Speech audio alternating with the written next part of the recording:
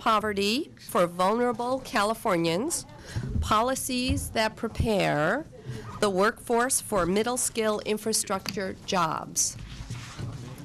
Vice Chancellor Mian. Thank you very much. Members of the board, Madam President, Chancellor Scott, it's a great pleasure and honor to introduce this informative topic for you this morning. When I was informed by Ruben Lizardo that PolicyLink was about to issue a report dealing with preparing the workforce for middle-skill infrastructure jobs as a result of the federal American Recovery and Reinvestment Act, federal monies that are coming to the states that fund these infrastructure projects. I was very excited, particularly since the central role in preparing that workforce would, of course, fall to the community colleges. The genesis for the report was a grant that was issued by the Hewlett Foundation a few years ago to PolicyLink. PolicyLink is a national research and action institute that advances economic and social equity by lifting up what works. The conviction for PolicyLink is that equity, just, fair, and green inclusion must drive all policy decisions. And with me today to present the highlights from this report are Ruben Lizardo, the Associate Director of PolicyLink, and Ruben is not a stranger to the community college world. He formerly was affiliated as a capacity building director for California Tomorrow, where he led the advocacy, training, and technical assistance efforts to address diversity and equity issues. And he formerly was the community planning and economic development program director at Los Angeles Trade Technical College.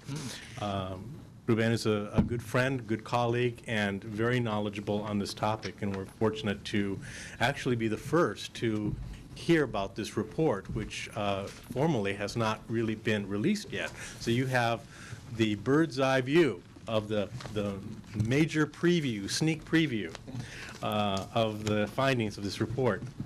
Along with Ruben is Victor Rubin. Victor Rubin is the Vice President for Research at PolicyLink.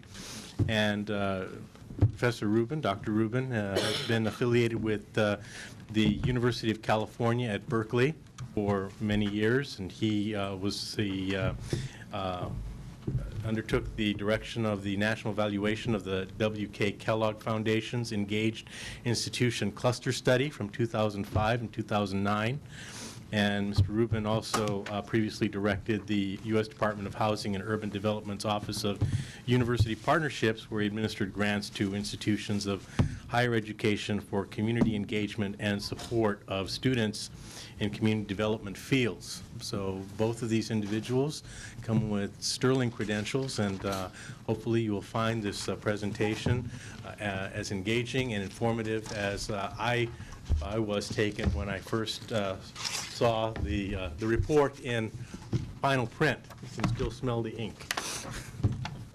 So with that, Ruben Lizardo. All right. Well, thanks again. The Madam Chairwoman has left, but I wanted to thank her, the Board of Governors, the Chancellor, Vice Chancellors that are all doing such great work, and many of the partners, stakeholders that are here for the opportunity to give you an advanced peek at this study that, as Jose Mian said, was funded by the Hewlett Foundation, and I want to just say a little bit about it. And the key points that we're going to cover today are really actually the gist of what the Hewlett Foundation, why the Hewlett Foundation invested the resources in PolicyLink. Jose has done actually a good job of introducing us, so I'm not even going to get into that other than to say that, Victor may say a little bit more about background about PolicyLink, but the Hewlett Foundation, as everybody knows, is concerned, along with Lumina and Gates and a few other foundations and even the President of the United States, about what's happening with 18 to 24-year-olds that either have dropped out of high school or haven't gotten a high school diploma, and they have a goal of seeing more of those young folks actually reach a marketable degree by age 25. That's sort of what they see as a result in measuring their success.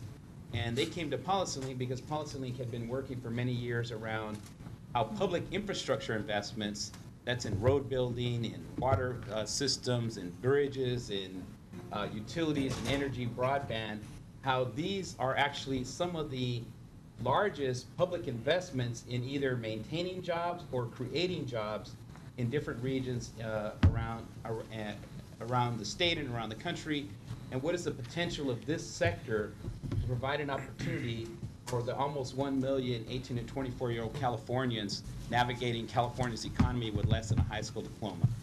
So we have some expertise in what's happening in terms of how public investment takes place in infrastructure and how communities can access both to the projects. Many times the choice of where projects goes have equity implications, and that communities that need infrastructure don't always get it.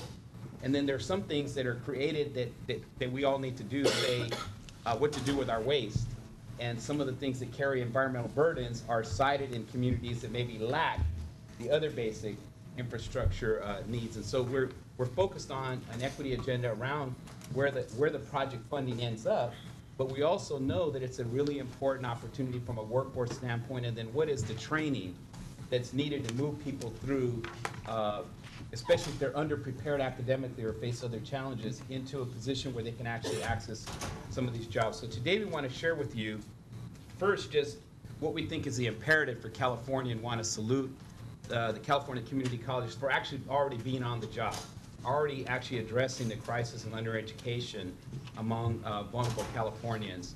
But then we're going to spend a little bit of time, and Victor's going to take over and just walk you through what does it look like in terms of this opportunity, even in a down economy in California. What is the size of the jobs that exist? What are the opportunities in terms of the students that are coming out of the community college system? What should we be thinking about in terms of the work that Jose and his staff does in terms of aligning the workforce training programs that community colleges have, so people get the most out of the opportunities being created with public investment in infrastructure. The last thing we want to do is end with our sense of what is the historical moment and what do we need to do to actually strengthen community colleges' capacity to actually realize this opportunity. And so we'll talk a little bit about what we think are things for the Board of Governors to think about, but really what the governor and the legislature need to be thinking about as decisions about how to actually close this $19 billion budget gap, reaches the ground in terms of what's kept and what isn't kept. So that's basically the overview of what we want to talk to you about today. You have the report in your hands. We've handed out PowerPoint slides. I think people in the back maybe have access to them too. And I wanted to just give you the top level highlights, and somehow I went past it, so I had to back up. Left to right. I don't think so. It's backspace, I think. And previous, yeah, thank you. Is that Patrick? No. I want to also give a shout out to Patrick Perry. He actually doesn't remember, but his staff gave us the data that you're going to look at. It's been such a while about actually the students that are actually in the courses that you already offer, and how many of them are actually reaching a certificate in infrastructure-related courses of study. So really want to thank him for helping us to get a baseline picture of how things are going for you all. So what are the basic reports? Is that there really is actually a growing unmet demand for community college trained and or certified, industry certified workers in different sectors of the infrastructure arena in California, not just in California, around the country. And that you all are already making a really important contribution to preparing Californians for these great jobs. Even though they're small in scale, the community college programs that already exist, and the data that we looked at was a snapshot of how many students are pursuing courses in infrastructure-related learning areas, and then also the certificates and associate degrees that you already have in play. Much more could be done to really take a look to see how strongly these courses are preparing people so they can actually pass the certification test. But nevertheless, you have a really good basis to work from, and actually are preparing students for all areas of the infrastructure arena in California that could really offer people an opportunity. But at the same time, there really is a need to actually commit to some kind of reform agenda at the national, state, and district level to make these programs more than just boutique programs that are surviving oftentimes because of the Herculean efforts and the talent and commitment of the program directors or the president or the vice chancellor, student affairs, or whoever that's, bringing these partnerships together on their backs and way above and beyond the call of duty and what they're paid. And so how do we make this sustainable from a system standpoint? And as I think everybody around the table knows, and certainly folks in the back know, the workforce pathway in community colleges has more challenges for different reasons than the transfer pathway. And we'll get into a little bit of that in a little bit. But so just a note about the undereducation. What are we actually dealing with? I already said that at any one time, there's about 1 million 18 to 24-year-olds in the economy without a high school diploma. We looked at numbers across the state for one academic year, just to get a sense of what is this pipeline that you're building on in terms of educational attainment at the state. Who are the students that are most vulnerable and can benefit from these courses of study? And I want to just give you the data there, but also make some high-level, just sort of math observations. So we looked at what was happening at the state level and also in different regions of California in terms of just the top-level performance outcomes for the K-12 system. And this is not about the students. This is about how the system is doing. So we found that as I said, you already have around 1 million folks, 18 to 24-year-old, looking for work without a whole lot of education. And every year, when you look at what happens every year, about 126,000 of the students who come out of our K-12 system, thankfully, because of all the hard work that's happened at the K-12 level with community colleges and other folks, about 126,000 of them are actually ready.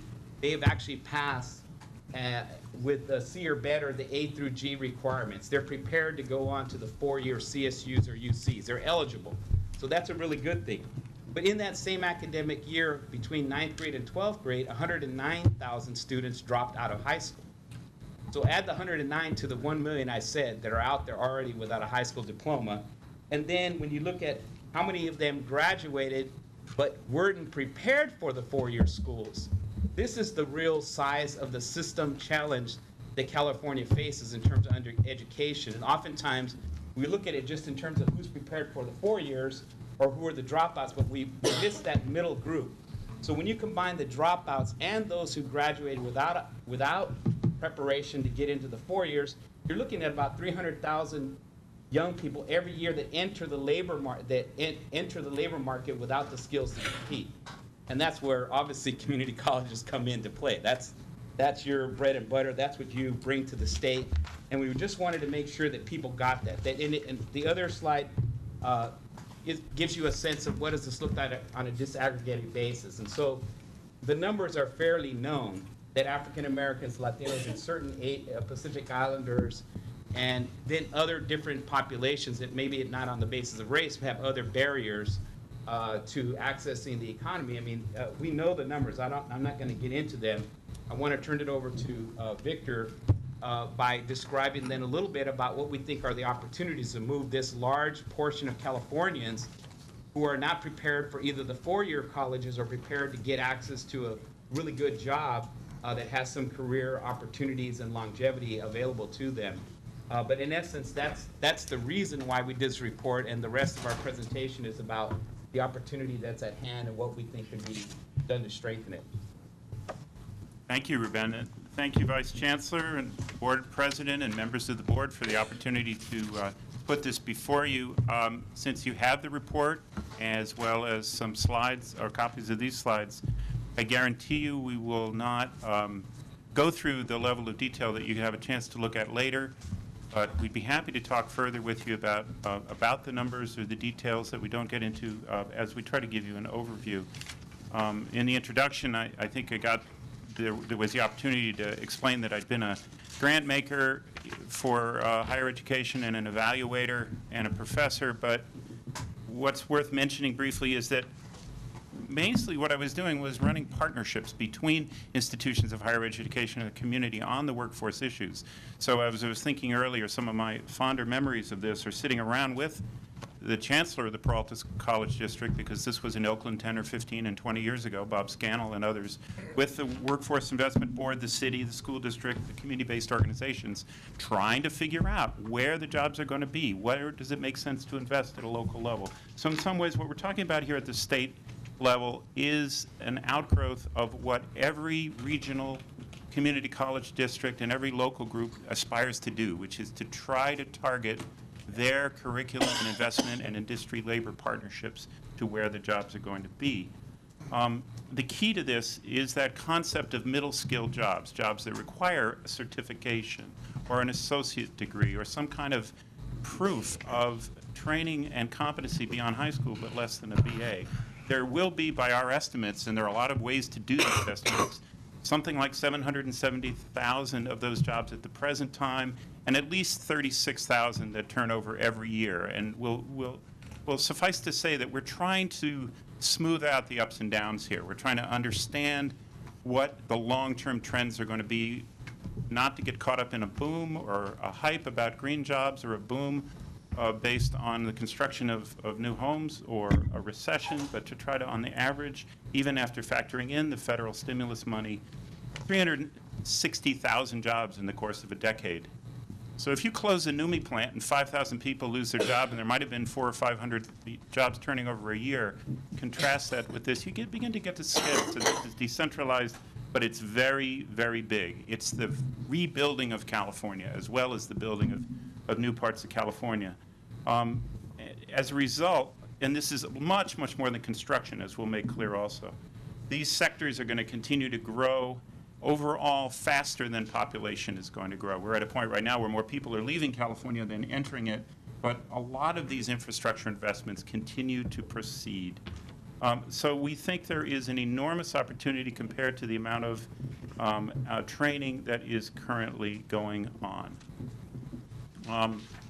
The middle-skilled jobs pay well as a rule. They pay far better than jobs that one can get with only a high school degree or less. They tend to have better benefits. Many of them are organized. They tend to be and can be even more accessible to low-income communities and communities of color. They often have career advancement opportunities far greater than many of the service sector jobs, and we'll give you a few examples about that.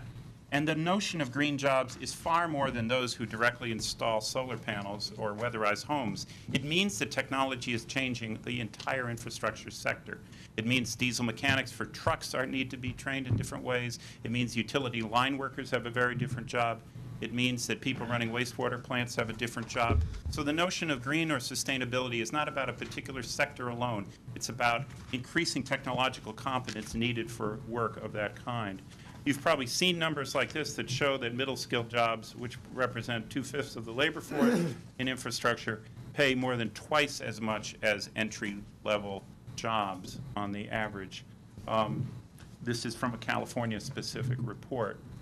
If you look at the bottom line here, there's that number of 773,000 jobs here currently. For most of the sectors, we took apart the EDD numbers to see what the skill requirements were for every single job in one of these sectors and then added them back up again, and also took their estimates, averaged estimates of what turnover would be, or rather job openings that can be either from turnover or new growth. And as we said, this 36 is a fairly conservative number. Might be a little lower now because of the recession, but higher next year because of the ARA investments as they play through. And we begin to get into talking about the colleges again because we want to get a sense of scale about those annual openings and how many people finished a course in the community colleges in the state over the last couple of years. And if you look at these 5 sectors, construction and what we call green, logistics, utilities, and water, the logistics sector, the trade and transportation and distribution and logistics, is the only one that really comes close to having the number of people trained that roughly matches the new openings in the field by this measure. Every other sector has a long way to go, could double, triple, or multiply by 5 or 10 in some cases. The amount of community college graduates they are creating with certificates related to the number of openings. So it's a rough measure, but one that suggests there is a great deal of opportunity for growth.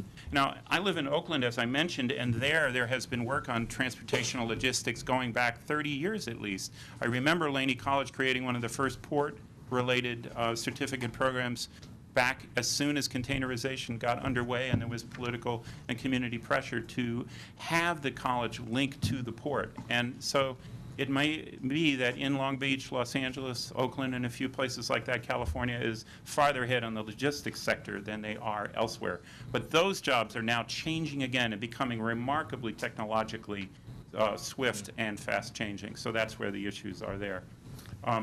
We'll very briefly just mention these 5 sectors. As I said, in logistics, the drivers will be technological change and changing in everything from how we do diesel mechanics to whether we build a high-speed rail system and things of that sort. In water and wastewater, this is one of those utilities that may only grow as fast as population and industry, but it has an aging workforce. The key concept is that there are large numbers of jobs even when there is not growth, simply because of the turnover of the existing workforce.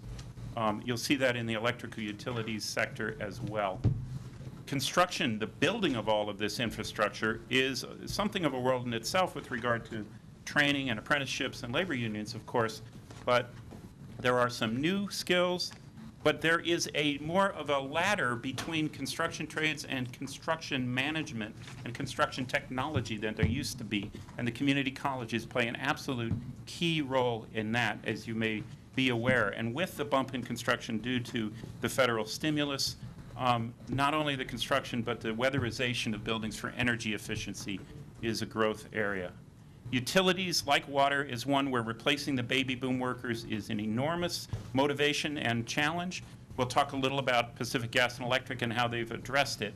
But that is the central issue along, again, with the technological change. There are estimates here that the total utilities workforce may shrink, but at the same time, there will be very large numbers of jobs open every year for the next 10 years at least. This is an example of a pathway in the solar installation utilities field. The key thing here is the first 3 jobs do not require a BA. They require community college level work or work that can be generated through community college related programs. And then BAs for lead designers or even managers may be more within reach for working people who had to start by getting their training on the job or getting their certificate. So the report has a large number of these kinds of background pieces of information in the different sectors, if you like. As you see the community colleges, we think of them as one of the 3 broad pathways, union pre-apprenticeship programs being another, and the career tech programs, academies of various kinds in high schools being a third. They obviously have points of intersection, and when this is all working well, a lot of the students who get motivated in high school do better in high school than they would have because of contextualized learning or linked learning, have a pathway set out for them either to a union pre-apprenticeship program or to one of your community college programs. That's kind of the ideal. We took a quick look, or in our work, we took, well, one last point, just to see the scale of current involvement. And again, thanks to Patrick Perry and his staff for letting us reanalyze this data. Large numbers of courses in the California community colleges, of course, the vast majority in construction and the building trades.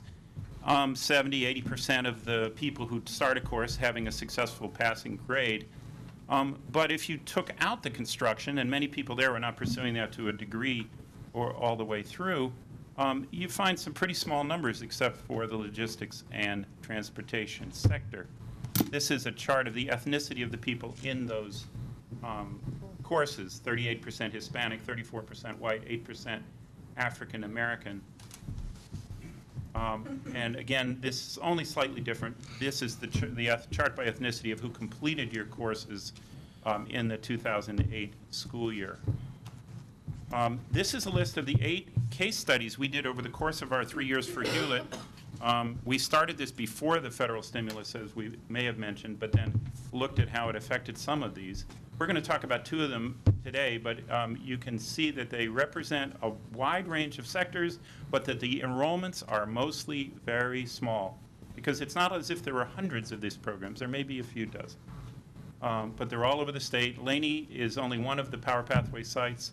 San Jose City, LA Trade Tech, Ruben's alma mater, or where he used to teach, Long Beach, LA Valley, and these vary somewhat in their entry requirements and nature, and in the full report we go into some more things about that. We're going to talk just for a minute about Cuyamaca College and about Power Pathways. This was Power Pathways was PG&E's effort to address that coming wave of retirements and turnover in middle-skilled jobs. It has several different levels of curriculum going up to 2 years of involvement. They can take people with 8th to 10th grade literacy and mathematics skills. They have an explicit commitment to taking vulnerable Californians, folks who may not have succeeded in education, folks who may have dropped out, folks who may be having a hard time finding their way back in, and they are succeeding with them in their entry courses, their 2 years of formal training, and their capstone. They're preparing them for the pre-employment tests. It's very specifically getting them ready for the jobs they know are going to be there. The union is as involved as the employers, and we give them a lot of credit for having worked those things out.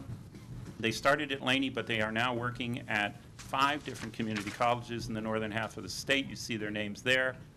And they are basically working very effectively. We've done a number of joint presentations with them and looked at their results. This is actually from last year. I didn't get the new numbers right at hand, but it's similarly successful.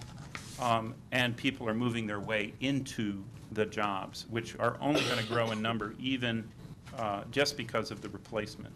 Cuyamaca is a leader in training people to run the sewer and water systems in California. Again, the workforce is aging. It's a very specialized skill. It doesn't need huge numbers, but it does need well-trained folks. They have to be able to pass security clearances. A lot of veterans go into this program. It may be limited in its capacity to take people who have prior convictions compared to some other fields. So these fields are a little different from each other. But here again, the community college has worked very effectively as an industry-driven strategy to create the curriculum for these systems. It's working effectively. They have a good knack for bringing back people who've retired, who have the gift of gab and the gift of teaching and communicating with younger people. They have the industry collaborating with what they call a course in a box, and generally are making this work on a small scale, but there's no reason it couldn't be replicated. For the people there, you see some good early results, and each of those case studies has some of these qualities. Partnership with industry, a commitment to serving people who may not have been traditional students and may have had serious problems getting through school, or those who are dislocated, having a low barrier to entry, and above all, contextualized learning. Your math, your reading comes through understanding of the work and all aspects of the industry, to coin a phrase. They always go back and help people with basic skills. There is no getting around that, and Ruben will talk about that in a minute. If this is going to be an equity-based strategy, it has to start with people where they are, but it gets them to where the industries need to get. So we'd like to close by saying a little about what those qualities of programs would mean for a policy agenda. Ruben? All right. Well, first thing, from our standpoint, we tend to, we're not a system. We're allies of the system. So we're looking at policy reforms from the standpoint of the actual end user and the communities that could benefit from more of those 18 to 24-year-olds getting to a place where they're actually economic contributors to their families, to their communities, and to the state's coffers. When you think about, the demographic changes that we're working here in California then the dropout rates and the college going rates that we started off talking about earlier really have huge implications for us. And so what we wanted to do was get a better idea from the program directors and the students themselves as to what were the barriers that students face to do well in the programs that exist. At the same time, we know, and I'll talk a little bit about the challenges that program directors and colleges who actually want to do this, what they're up against, and from our standpoint, then that's what the policy agenda should be based on. How can we have the students be more successful and the programs that are serving them be more successful? So what do we take up as our advocacy agenda at the state level when we can be allies in the conversations with the governor and the legislature and whoever else is tackling how to make workforce training programs and community colleges more effective at the state? And so I wanted to just take a little bit of time and just put a few points on the table for our conversation, and I think there are folks even in the room here who would have their take on it. One of the good things about community colleges is the democracy, the shared governance, and the fact that everybody has a stake in the solution. And so we're just putting our 2 cents on the table on this, and ending on sort of where we're at this moment and what are some opportunities to really take these programs to scale. So obviously, we've already talked about the fact that if we're going to actually succeed with getting women and Black and Latino students able to make it through these programs, PG&E targets women because women are very underrepresented in the construction trades. We have to deal with the education skills gap. So there's no way of getting around it that if these programs are going to succeed, one of the challenges we think, and we have it in our report, is that the way the governor and the legislature are working out to deal with presidents is letting presidents choose which of the categorical programs, end up getting cut and which ones get strengthened. Well, the categorical programs, some of them, are the key to the success of this population making it through the program. So there's no silver bullet. Even though the programs exist and they're strong, they're getting people to the jobs, but the legislature has to deal with the fact that it won't be enough. You could say, we have 2% growth, but unless you also protect the very supports that those students need to succeed in the programs, then you won't realize the dream, which is getting more of these students to that kind of a place where they're contributors to our society. So I named the other things. I don't want to go through them because I would feel like I'm telling you what you already know about what does it take to actually have students succeed. The tutoring, the support services, the financial aid that they need, and in some cases, other barriers that they may face to actually get into these programs because of their past mistakes. And the reentry population is pretty big in California. I think you all have seen the numbers of the early release. I think it was something like 40,000 people. So what are the 40,000 people going to do when they get back to their neighborhoods? What will they be prepared to do? And so I think you're right at the cusp of being the institution that could actually help the state with that problem. At the program level, I'm just going to name them because I think they're important, and some of this comes from my own experience of having been a program director at LA Trade Tech College with a new vocational program, community planning and economic development. But the other stuff was just literally told to us by the leading program directors that we've highlighted in our report. So obviously, it costs a lot more money to provide some of this workforce training than it does to provide a course that requires a textbook and one faculty member. So the cost of equipment, this is not new to you. So that's something that needs to be dealt with. The other two high cost items are the needs of the students themselves, providing the support services, and the partnerships between the community colleges, the labor unions, or the industry partner, and the community-based organization that maybe is helping to mentor and bring these students to the table. The support services and the partnerships. So the three high-cost items are the cost of the technology and keeping faculty up to speed on these changing trends in these industries, the cost of supporting the students, and cost of supporting the partnerships. So it's not a kind of thing that most presidents, if they're looking to make their budgets, pencil out, they're having to make hard choices. Do I protect this great program that we know is helpful to this region in San Diego, or do I deal with a budget that would allow me to keep, to pencil things out if we just basically focus on liberal arts and the transfer function? So these are the challenges that we're contending with here. In all of that, we think there's a couple things to think about. One is we believe that hopefully the governor and the legislature and the folks who invest in the community college system would be more inclined to invest in community colleges programs that they think are making a direct contribution to the economic recovery of people in the state and the state itself, so that there's a unique, hopeful role that community college workforce training programs can offer as a solution to our economic recovery. And Victor already talked a lot about what the opportunity is in terms of jobs and being able to put people in them. The other is that in terms of the actual equity and student supports and program system level changes that are needed, there is actually a very good consensus at the federal, state, and local level as to what actually the community colleges need to be more effective in serving students of color and women and immigrant populations. There's actually no debate, and we put in the report quite a bit of what of the effectiveness, the community college effectiveness initiatives, including the Basic Skills Initiative or the work that MDRC has done around support services, or the faculty that have participated in the Carnegie-funded effort around, Carnegie Foundation-funded effort around basic skills. There actually is not a whole lot of debate about what would it take to make our community colleges more effective. The work of the Career Ladders Project, the EDGE campaign, and a few others, and even the American Graduation Initiative that the Obama administration has said, we want to get 5 million more Americans to a post-secondary degree and put the basic onus on community colleges, and it's throwing some money at the issue through job training. It would have been great if the Student and Financial Aid Responsibility Act would have actually also put the money behind the Community College Completion Act. But there really isn't a whole lot of debate even about the system level work that's needed to basically strengthen these programs. And that's why we highlighted them. In the report, you'll see the work that these entities, intermediaries, are doing with your own community college leaders. And so the roadmap for strengthening these programs and expanding them is really well known. The question is there a will, and here I say it really on the part of our elected officials, to invest the kind of money that will take to actually bring these programs to scale and ensure this population is successful.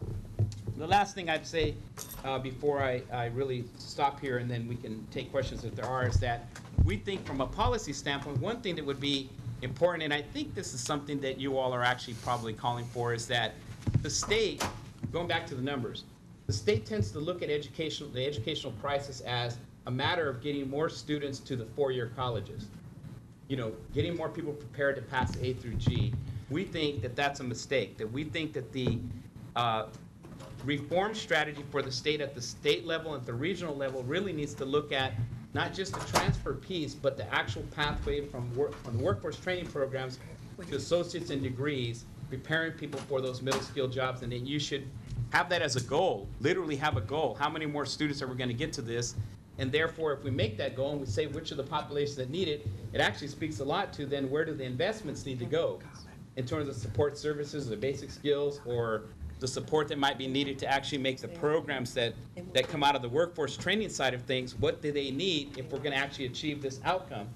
That basically the state needs to actually measure and give credit to the community colleges for that other function, getting people to a degree that puts them on a path to a really good career ladder, family sustaining job that puts them, into the place where they're in the opportunity side of things. So that's more about that. Everything else that goes along that, it's about minutia, I think, in some ways, because a quick step could be just aligning the curriculum between the high school, career tech high schools that we were talking about, the pre-apprenticeship program, bridge programs, and your O programs, so that the students who start off in one of these don't have to repeat something because their credential or whatever they got is stackable. They can take it with them. They don't have to start from scratch. That would just be a small thing. But within all of that is the big point that the reform of California's education system has to actually put up to the table this workforce pathway and the role of community colleges in that. And here I'm saying that actually calling for this goal and objective, this standard, is actually not a thing. It's counterintuitive for you all because then people are going to hold you accountable for it. But from our standpoint, if that's the case, then the legislature has to be accountable for the investment that it would take for you to actually realize that objective. So that's why we say it all hinges on really lifting up this area of reform to make it as important as everything else. So the last thing is,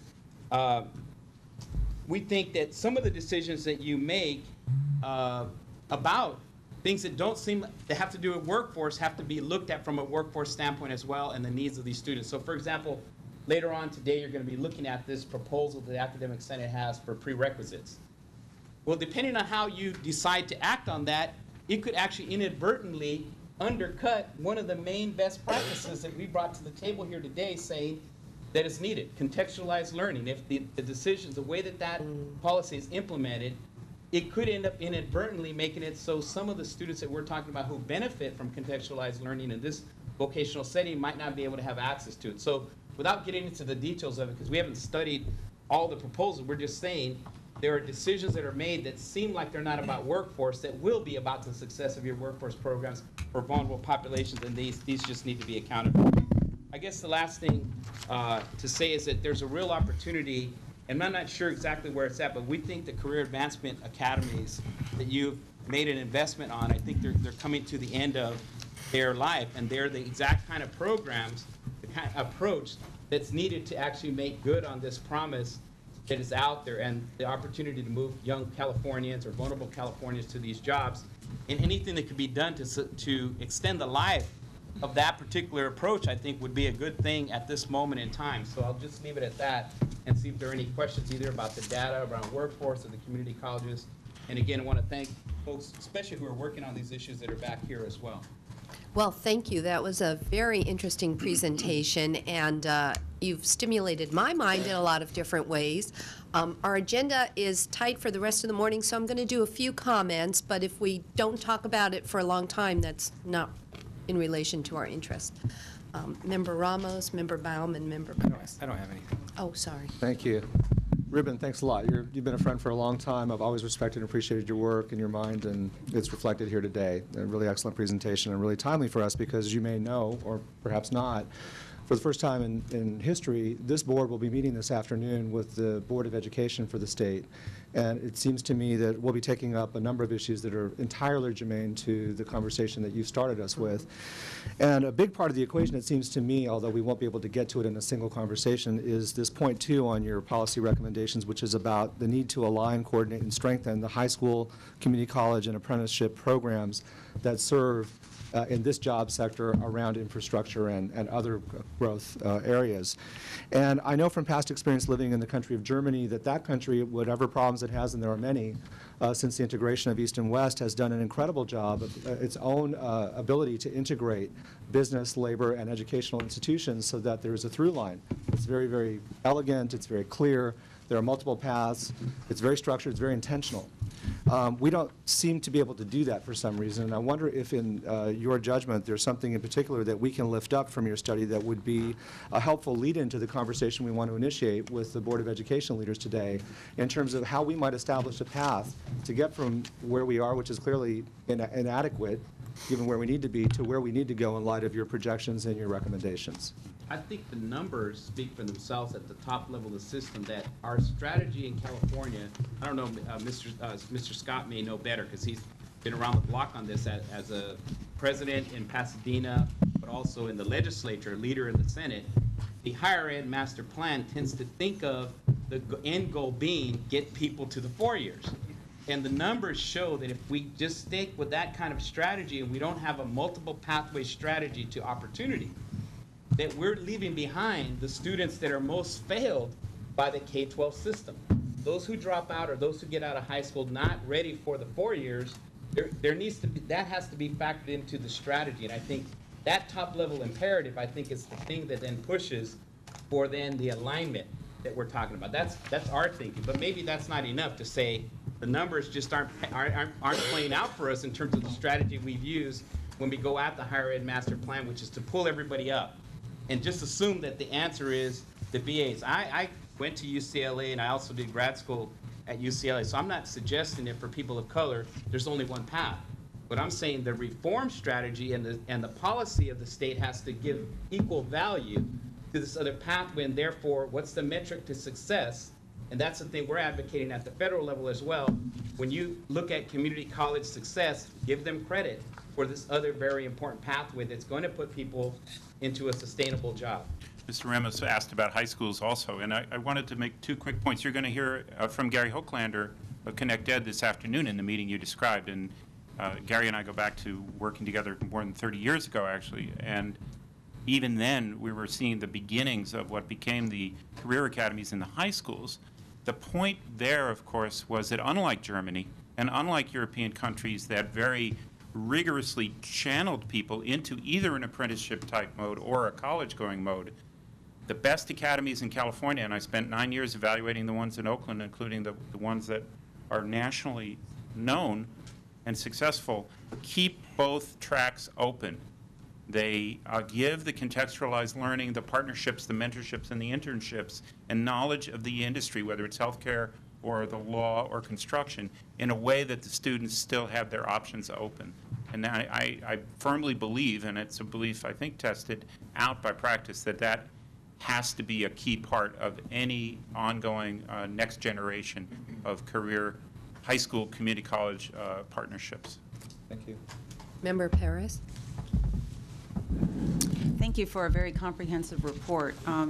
I liked your idea about the multiple pathway strategy because not all students are the same. And just myself growing up in San Francisco, one of the high schools there that was very successful was John O'Connell High School that had the technical, vocational training model. But today I don't see as much of that. And this is really geared towards the community colleges having that model. I guess I have a couple of questions for you around this, because is there ways that, we can partner more with the K-12 as a way to keep more students in school by integrating this approach? And there might be models out there today, I didn't get to read through your report yet, but where we're having this training starting in the high school, so it's an enticement to keep the students in high school, and then taking that over into the community college to take that training to the next level. Yeah, yes, I think there is, and I think Jose might have a better answer because he's probably right in the front of that relationship building between the career technical education high schools and what you have going. But I would say is the other thing to keep in mind is that, and hopefully we're having another, the trend at the federal level in terms of job training dollars is to call for that very same thing, Right. to see that these workforce pathways are integrated at the local level so that more people can get through them. And so it is about the career technical education high schools and the pre-apprenticeship programs that the labor unions and industry is running, and community colleges are right at the center. So I think there is opportunity even in a bleak world. If you look at the wired grants that come out of the Department of Education, any of the new innovation grants that are coming through the different departments at the federal level that are in the 2011 budget, the Pathways Out of Poverty grants at DOL that everybody tried to get, they're not only making a commitment to the same population that is the majority, that is soon to be the majority of California's labor force, should be, but also trying to see this integration happen at the regional level. That's why I think the work of the Career Ladders Project and Jose's shop are so important, because they're actually helping people to integrate this work at the local level. Now that implies a bunch of policy fixes to get rid of the regulatory barriers of doing that I think you know better what those barriers are. I don't know if Jose wants to comment on that. I just wanted to add, the focus of the Pathways Out of Poverty report is dealing with the population group of 18 to 24-year-olds. So you're not talking about high school students that are the focus of the report. However, Ruben raises a really good point, as do you, Member Perez, because it was actually the governor's career technical education bill signed by, or authored by then Senator Jack Scott, SB 70, the gift that keeps on giving, that actually had and has as its focus the rebuilding of those career technical education programs at the high school level as a way to reinforce and motivate students to complete high school and then transition onto a community college career technical education program. That was the vision, and that is the vision of that legislation. So, and then the other thing, just as a follow-up, and this is, I guess, more for the board, I hear you talking a lot about policy changes and legislators allocating, budget appropriately. Maybe, from our perspective, one of the things we might want to consider when we do have our legislative agenda is that this might be one of the topics on that agenda. So as we look at early next spring when we go out and do some of our discussions, this might be one of the things that we actually bring forward and advocate on behalf of. So. Well, very good point, and thank you for your presentation, and thank you for your to-do list at the end. It does give us some direction, so. And we want to be your partner, so we're not just putting work on the table. We want to Okay, help. okay, Take it up. and we're very interested, so sorry we're making it shorter than we could talk. All right. Thank you very much. Again. I'm very happy for item 7.3, briefing on pre-apprenticeship partnership. I will share with people that I had a chance to meet the Parsons leadership team at a social event very early this year, and I met Eric Martin, and we started talking, and he's here today to follow up with his team and Vice Chancellor Mian. Round Thank two. you and welcome. This is actually a very good segue from the previous presentation that PolicyLink forth, because we're actually dealing with one of the vehicles or one of the ways to implement the training and educational programs that will build a skilled workforce in infrastructure category. Parsons obviously is a construction employer in the construction sector, and thanks to President Malumed, who gave me Eric Martin's card and said, call this person and see what can be developed. I did so. I talked with Eric and met with his colleagues, Alberto and Angelina, and we are in the process of discussing the development of pre-apprenticeship programs in the nature of internship programs, mentorship programs that would operate with our community college construction courses and exposing those students to a construction career pathway with Parsons as a major partner. So with that, I'll turn it over to Eric, and he can introduce the rest of the presentation. Well, thanks. As we were listening in the back, we were just thinking what a great segue it is for that previous presentation as to what we wanted to share with you today. First of all, just thanks for having us here. We just appreciate you giving us an audience, and we're looking forward to this being a very interactive presentation. We want your ideas. We're looking for ways that we can support and help you as an organization so we can team together. So as we're doing this presentation, if you have any comments or questions at that time, if you just go ahead and ask them at that time, we can address them. And again, this is a little bit more of a, we want your input for thoughts. We, again, want to help you be an advocate for community colleges and what we can do. The previous discussion about the way infrastructure is going in the state along sustainability lines, it's very accurate. Parsons a lot has looked at it and said, what do we do in the long term for a workforce that's getting old, that's retiring? Where do we get our skill sets? So there's a lot that I think that the community college and Parsons can benefit by really working hand in hand. Let me just introduce, my team was with me. Albert Perez, he's out of our Sacramento office. Albert's done a lot of work with community colleges in K through 12. And then Angela Tombolini, also out of Sacramento. Interesting, if you look at the board, you'll notice a couple things about us. One, we're products of community colleges, and we went on to other education. So at the end of this discussion, you might think, how did we ever get out of the CC program? You might want us to go back and take a refresher course. I don't know. But we graduated from that. We're very proud of that. We're very supportive of that because of that. We understand where the community college fits in the higher education. We think it's a fabulous thing. And from a Parsons, like I said, we understand that you want to be the advocate for change. And in today's economy, in today's world, with the things going on, there's never been a better time to really get together and thinking of what that change can look at. And I think too often we end up in that kind of a negative connotation of change and a negative thing. This is a huge opportunity for us right now. And so we look at that saying, how can we focus together in our communities and really make this a really driving and successful change for our communities and for our state. Let me just give a brief background on Parsons. I don't know if anybody here is familiar with it, if you've used Parsons in the past. As you can see from the stats up there on the board, we're a very large engineering firm. We're headquartered in California. We have offices throughout the state. E&R Magazine, which is Engineering News Record, they typically are our peers that judge large organizations, such like Parsons. We're very proud to always finish in the top 10. We've got some very good programs that we think put us there, and a lot of that is reaching back out into the community. I put our core values up there because I think they're real important, and I don't want to talk about every core value. Let me just talk about two really quickly. High on the list is integrity. We want to bring folks into our organization that have the high ethical standards. Loyalty to your community, loyalty to your company and your country, very important to us, and you do that in a manner that's of the highest integrity.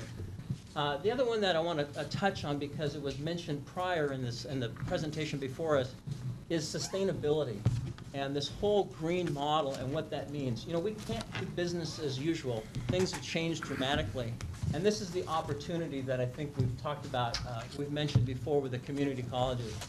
We need to take folks and talk about how a company does that from a sustainable, how are we going to build this infrastructure and maintain the standard of living that we've all come to enjoy? How can we do that in a sustainable fashion? Parsons is very engaged in supporting in all higher education, and like I mentioned in the introductions, Albert has worked a lot with the community colleges and has been a project manager on some of the programs that we've done, and is currently working right now with the group. And I would like him to talk about our community college experience. So Parsons does have a higher education focus. We actually are a part of the education sector within Parsons, so we focus on K through 12 and higher education. A wide variety of different services we provide to the community colleges, to the K through 12, and higher ed. We have been working with the Chancellor's office since 2002 on the Fusion program. I myself have worked delivering community college projects as a project manager, construction manager, program manager, so we are definitely interested in continuing this relationship with the community colleges in California. And one of the things we believe is unique to Parsons is our Community College Advisory Board. It's made up of a preeminent group of members across the U.S. as well as in California, former presidents and chancellors. As you can see from the list, several individuals that you may or may not know are a part of our advisory board that basically provide us with information, current events that are happening in the community college world that we can take to our clients and say, this is what we understand is happening. These are the things that you're concerned with, and we want to bring those into how we manage your programs and work within your programs. Workforce development was mentioned earlier, and that's one of the things that we recently spoke with our advisory board about how we can start getting involved and bring those into the large programs or projects that we manage, set up the front-end construction documents where you actually write in requirements for workforce development as being a requirement for a program or for an individual project. So those are the types of things we're looking at from a program and project and construction basis. And Parsons is a company of continuing learners. We actually have to take courses in safety every year, 9 courses that are mandatory. We go through a project management certification program to be able to deliver programs. We also have a Parsons University where you have a different, kind of a wide variety of different courses that are available for employees, ranging from business to project management to safety to quality, and I'll kind of go over that on the next slide as well. So honing our skills is what we call it. We're continuing or learning, continuing through our safety, through our PACE quality control program. And these courses are available to all employees at whatever level within Parsons. And we're really proud of our project management certification program. Actually, I myself went through the program, 15 courses that you have to take, as well as a written exam. And then also you get an interview with senior management to see if you're ready to manage these projects. And these type of programs we could actually provide to potential interns and mentoring as a way to introduce them to Parsons. And then some of the current outreach and partnering examples we're going to touch on. We're going to touch on 2 of them today, which is internships, and then also the early career professional program that Angela is a part of. As you can see by the list here, we are involved quite a bit with our clients and also out in the community as well.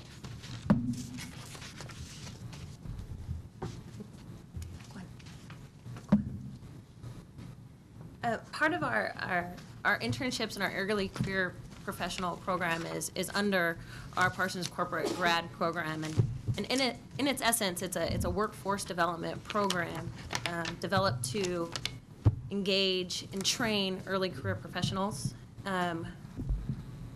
It has a lot of good things. They really encourage mentoring within our company and outside our company with architect firms and engineering firms. We get a monthly conference call from senior members of our staff and from other companies, some of our consultants, talking about how they got to where they were in their career, which is encouraging. And sometimes it can be just your day-to-day, your 401k and how that works. And nobody really sits down. They give you a packet when you start, but nobody sits down and helps you through that. And the grad program really gets us and encourages us to continue our education through our leadership and management training. So under that umbrella is our internship program, and this is kind of where we're looking to get involved with the community colleges, and why they would want to be part of Parsons. They get all the early career professional incentives, as in the mentors and the conference calls and the early career professional liaisons that help establish their career and where they want to go. But our internships are really focused on getting people real world experience. And we don't want to bring them in and just do menial work. I know my internship was kind of like that, and it wasn't, but it gave me corporate culture experience and the kind of environment that I decided and wanted to be in. But Parsons really isn't like that in the way we have our internships. And about 35% of our internships get college credit. And so it's really an encouraging program that Parsons has developed, and we'd really like to build on our program with you guys on a statewide level. And Albert actually has an example. He's worked with an intern before. And so our early career professional program, one thing we can do in regards to how we can partner with the community colleges is work with our individuals within Parsons and start identifying some of the colleges that may have some programs that we can start bringing in individuals from the community colleges into this early career professional program, get them involved, get them exposed to internships, where then they can come on and say, Parsons is actually where we want to work. We've already been in their company, but we've already had an internship there. It's an easy way for them to start getting into this type of market that Parsons is, the architectural, the engineering, the project management, construction management, also the sustainability focus that we now have. A quick example of an internship and how it worked on a project that I was managing was we were able to bring in an intern on a project I was managing on a campus, worked with the campus there. They identified a candidate. We interviewed the candidate, and actually were able to place her on a team working with the general contractor. So she's learning the day-to-day operations of how a project was being run, working with the architects, the engineers, the site walks. And then through that experience, she decided that's her focus and that's where she wanted to go, and went on to pursue an architectural career. We think there's a good opportunity there with the internships and also exposing projects in the programs to the workforce development that's available. And finally, we really want to be a part of this team, a part of the community colleges within California. For me and my family, it really has been an advocate for change. As a first-generation Mexican-American, coming from a family of 9, 6 of us have gone through the community college systems. Other ones chose union career paths, but really it actually has opened the doors where 5 of us actually have gone through UC Berkeley, and the next generation who attended Chabot College in the Bay Area just finished up at Berkeley as well. So it is a vehicle for change, and it can change families, and we definitely would like to be a part of your team. Well, thank you very much. So I think what I heard you saying is the construction projects that are going on a campus are now getting interns involved in those construction projects? Yeah, there's opportunities for internships. Okay. Depending on the campus and working with the campus and the program, and even getting them on not just a construction project, getting them in on the front end of a program where they can work with the architects on design, the engineers, understand how a program is run. It could be a good opportunity for internships to expose them not just to the construction side, but also to the architectural engineering side of it. Thank you. Very, very exciting. Member McDougall. Yeah, I just want to share with you what I've gotten out of the presentation, because if I've missed the essence of it, I'd like to be sure that I do obtain it. First of all, you talked about the company, how substantive it is, how well-respected it is, and the scope of its work in a number of areas. Second, you talked about carrying out work functions with the community college. I assume this is when Parsons as a company is hired and you're carrying out work functions. The third thing that you talked about was the internship, which seemed to me to represent the essence of your presentation. And if I understood that correctly, you were highlighting the opportunity for students who might be interested in vocational technical fields aligned with Parsons to participate in on-site learning that would enhance their skill development. Correct. Those were the three major outcomes that I received from your presentation. If there are more, then it would be helpful. But that's the question that I have is, are you just doing this out of the goodness of your heart? I mean, do the students have to pay for these internships? No. This is just a collaborative experience with education, because Actually, Parsons has a policy where when we bring on internships, it's a requirement that those interns are paid. So I it saw is, that in there. so that is something that we want to make sure that those interns are coming in, they're being compensated. When you're in college and you're at a community college, you need some summer money to pay for tuition and all the day-to-day activities of the student. But we are looking at that as an opportunity for internship. It's not just necessarily for Parsons, but looking at other firms and having other firms that are working on your campuses to start getting involved and look at the workforce development, look at internship opportunities that are available on those programs. So other companies should also start looking at partnering with the community colleges, the different campuses at the system-wide level as well as at the individual campuses. So in essence, this is a corporate value that the company is investing in to collaborate with community colleges.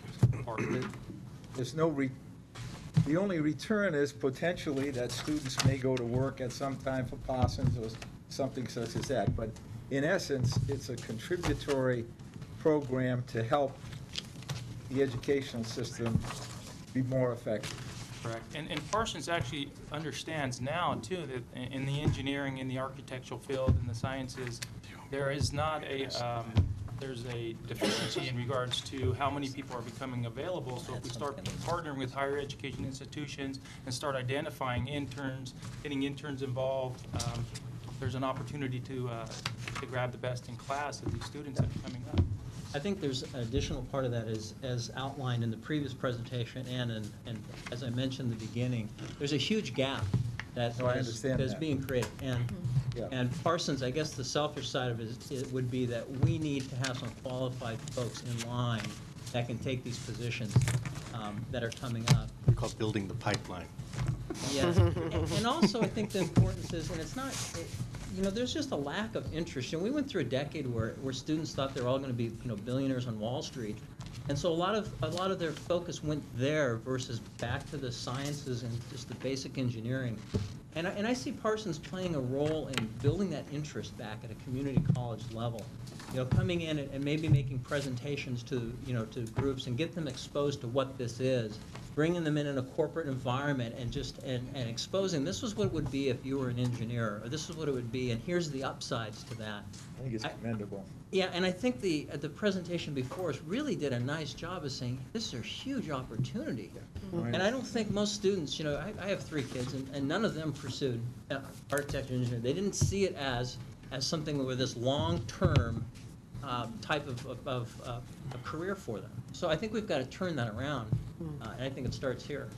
Could I just add one sure. one short addition to what was just presented?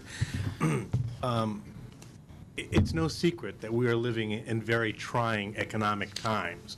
My discussion that I had with Eric was in that context. Obviously, we were in rough economic times when we had the conversation. We're in rough economic times now. But in the discussions that I had with Eric and his company, this is actually the time to begin talking about building these types of programs, because you're not going to get a qualified person next month or even in a year. That takes time to build.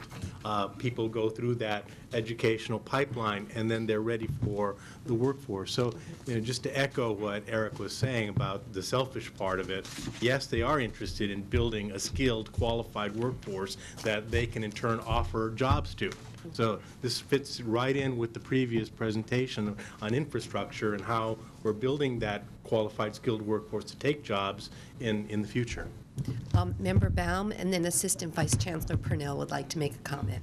And I just wanted to say for the record, as a global corporation headquartered in Pasadena, I really want to thank Parsons for its outreach to the community college system.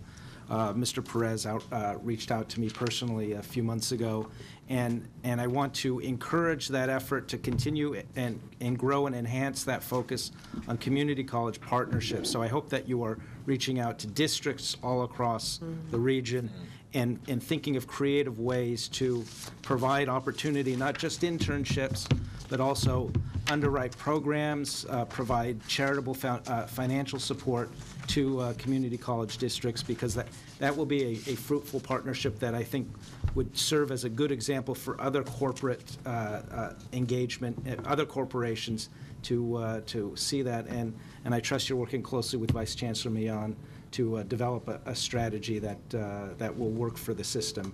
But I wanted to thank you also for being a great corporate citizen in Pasadena, too. Assistant Vice Chancellor Purnell. Thank you. I am Vice Chancellor of Federal... Oh, you need to talk into a microphone for the crowds in the world listening to us. As Assistant Vice Chancellor for Federal Relations, I would encourage you to add members of the military to your Board of Advisors. We are anticipating great numbers of returning veterans coming into the community colleges, and we are going to be looking to put those individuals into the programs that we have now. This is, again, a bridge between the previous presentation and this one. It's an element that we are going to need lots of additional support in developing those programs, and this sounds like a great way. So whether it's with California community colleges or community colleges throughout the country, I think others would appreciate military input as well. Let's start in California. Absolutely. Thank you very much. I'm not going to allow any more comments. I'm sorry, our next item is just so large, we're going to have to get there. But thank you so much, and I know I and Vice Chancellor Millan and anyone else who's interested will continue discussions and meetings. So thank you very much, all of the Parsons people who came up here. Thank you very much.